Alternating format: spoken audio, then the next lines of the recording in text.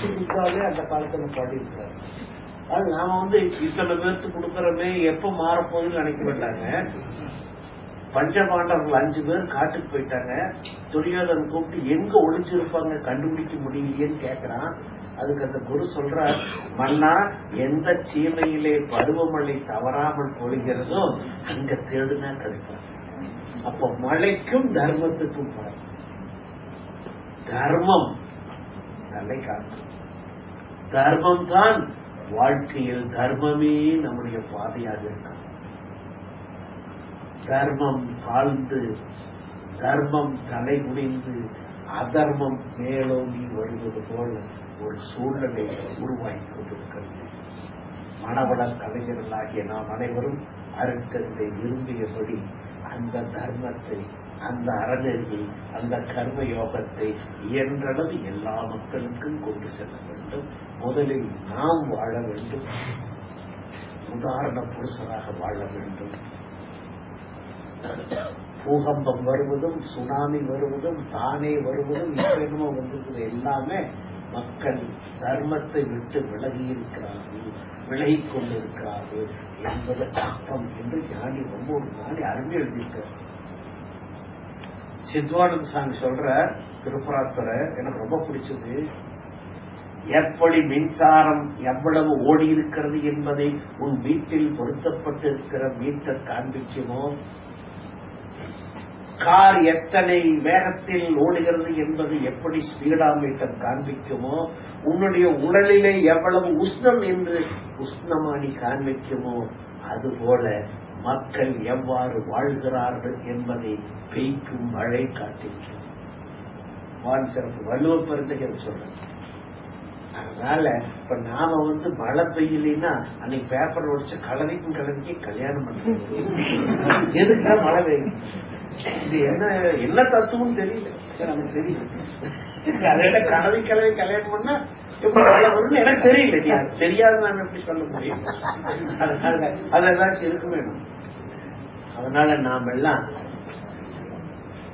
நாமும் சமுதாயமும் மேம்பட்டு வாழ தனி மனித ஒழுக்கம், சமுதாய ஒழுக்கமாக, தேச ஒழுக்கமாக, தனி மனிதனுடைய பண்பு சமுதாய பண்பாக, இந்த தேசத்தினுடைய பண்பாக, தனி மனிதனிடத்திலே தோன்றுகின்ற தர்மம் தேசிய தர்மமாக வளர்வதற்கு நாம் அனைவரும் குருவின், அவர் நல்லா படம் இருக்காது, குருவின் தரத்தின புகழை உயர்த்த, அவர் புகழ் உயர்த்தணும்னு என்ன பண்ணணும்? அவர் வழியை மக்களுக்கு சொல்லணும். ஒவ்வொருவரும் சந்தோஷம் இயன்றளவு நீங்க முதல்ல கொஞ்ச நேரம் இன்னும் கொஞ்சம் எக்ஸ்ட்ரா நேரம் நீங்க போய் சேவை பண்ணுங்க. உடலால நல்ல, நான் சேவை பத்தி சொல்லணும்னு நினைச்ச டைம் இல்லை. சேவை பணம் கொடுக்க சேவை இல்லை. அறிவை கொடுக்கலாம், உழைப்பை கொடுக்கலாம், பணத்தை கொடுக்கலாம், அன்பை கொடுக்கலாம், எல்லாம் சேவை தான். வாழ்த்தலாம், உலகை நினைத்து உலகம் முழுவதும் அமைதியோடு வாழ்த்துனா அது உயர்ந்த சேவை. ஆக சேவை, அற வாழ்க்கை என்பதற்கு ஒழுக்கம், கடமை, ஈகை, சேவை போன்ற உயர்ந்த பண்புகள், அறநெறி, அதுல கடமை உணர்வை பற்றி நம்ம பேசணும். எனக்கு ரொம்ப மகிழ்ச்சி. இந்த கேம்ப் ரொம்ப, நான் போனதும் அந்த கேம்ப் கூட இந்த அட்மாஸ்பியர் சரியில்லை. அந்த சாப்பாடு போடுற இடம் கூட்டம் ஜாஸ்தி, 200 பேர் சொல்லி 430 பேர் வந்தாங்க. ஆலோசனை ரொம்ப சிரமப்பட்டாங்க. இப்ப கொஞ்சம் சாப்பாடு நல்லா சாமியே சொல்லிட்டாரு, இந்த மாதிரி சாப்பிட்டோம்னா 2-3 கிலோ ஏறிக்கணும். நாங்களும் அப்படி சொன்னோம், எங்களுக்கு எது நல்லா இருக்குதோ இல்லையா, சாப்பாடு நல்லா இருக்கும். ஜிம்சாமின்னா முதலே சொல்லிட்டாரு. அங்கிருந்து 2 நாள் வேணும், அங்கிருந்தே போட்டு நான் உண்மைதான் அங்கிருந்து 2 நாள் அனுப்பிச்சிட்டாங்க. நல்லா தங்களுக்கு பிடிச்சி செய்யறாலும் அனுப்பிச்சிட்டாங்க. அதனாலதான் நல்லா எனக்கு ரொம்ப மகிழ்ச்சி. வாழ்க்கையில் எப்படி வாழ்ந்தால் மகிழ்ச்சியும் இன்பமும் அடைய முடியும் என்ற அறிவை பெற்று, மிக உயர்ந்த அறிவான நான் யார் என்ற அறிவை பெற்று, அதனால் பயன் ஏற்பட வேண்டுமென்றால் ஒவ்வொரு நாளும் பகுத்தறியும் விவேகத்தை பயன்படுத்தி நாம் அன்பை பெருக்கி, நாம் சேவையை பெருக்கி, நாம் கடமைகளை சிறப்பாக செய்து யோகமாக மாற்றி நம்முடைய வாழ்வின் பயனை அடைவோம் என்று கூறி அனைத்து சிறப்புகளுக்கும் காரணமாக இருந்த குருவின் பாதங்களை வணங்கி என்னுடைய உரையை நிறைவு செய்வோம்.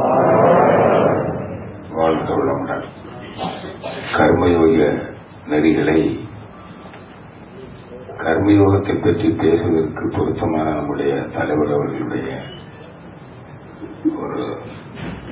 அவருடைய விளக்கங்கள் மட்டுமல்ல அவங்களுடைய அனுபவ அறிவை வைத்து நமக்கு இந்த கருத்துக்களை சொல்லியிருக்கிறார்கள். ஆகையினால் இது நம்முடைய மனதிலே ஆழமாக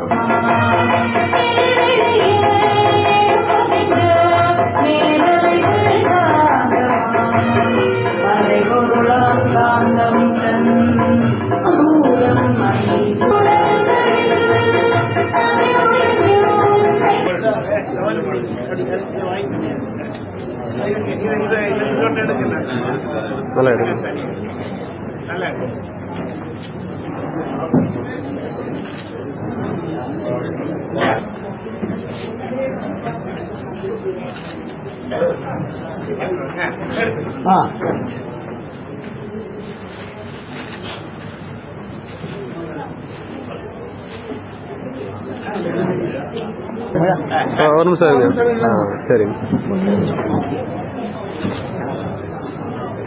சரி